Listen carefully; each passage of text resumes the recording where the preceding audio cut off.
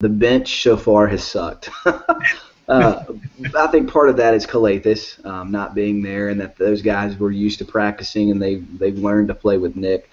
But he's out for another 8 games. So I think the other part is because Joerger has let the bench play as a unit all in the game at the same time. And like I said earlier, they've given up leads in every game. So I look at the numbers, it backs it up. I posted some of those earlier today. There was a moment in the game against the Suns, I don't know if you were listening and watching it, Joerger yelled out in the first quarter, "What are we running?" Like, you could hear it through the broadcast because he was clearly frustrated. So I looked up some of the numbers today about the bench. And currently, and these are going to be negative numbers, so just know I'm not saying this in a derogatory way, but it's just a fact, right? Costa is the worst center in the league in terms of value added while on the court. John Lure, the second worst power forward. Quincy Pondexter, the 5th worst shooting guard. Vince Carter, the 9th worst shooting guard. Those are 4 guys that are getting pretty significant minutes, and they're at the bottom of their respective position. But yet the Grizzlies are winning games. Grizz PER real quick. Through 5 Lee 24.5, Zebo 22.8, Mike Conley 17.2, Beno Udrih. Then we have a significant drop off, right?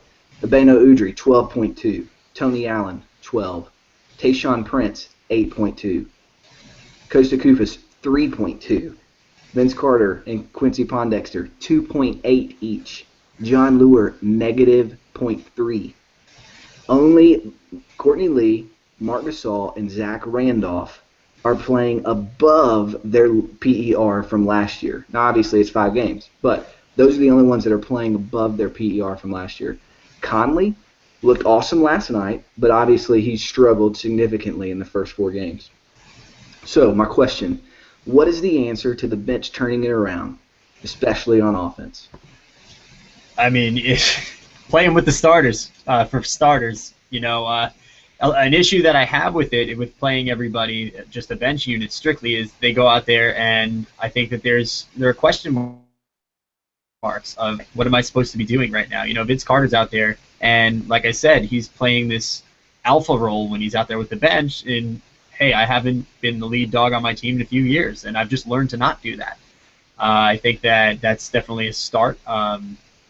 Other than Vince, you're looking at Quincy Pondexter, who don't get me started on Quincy, man. I love Quincy. I had so much hope for him, the past couple of years, and he's really discouraged me. The play that you were talking about when Joerger just steps out and yells, "What are we running?" It was right out of a timeout, and Quincy Pondexter popped a contested 3-pointer with 10 seconds left on the shot clock. It was just like, to be honest, if I was Dave, I would have yanked him right there, because I don't know what they were trying to run. But then again, it's like a self-fulfilling problem. Like, what are you trying to run when you have that lineup out there? You need a Conley, Randolph, or Gasol out there to establish what they're going to be going after.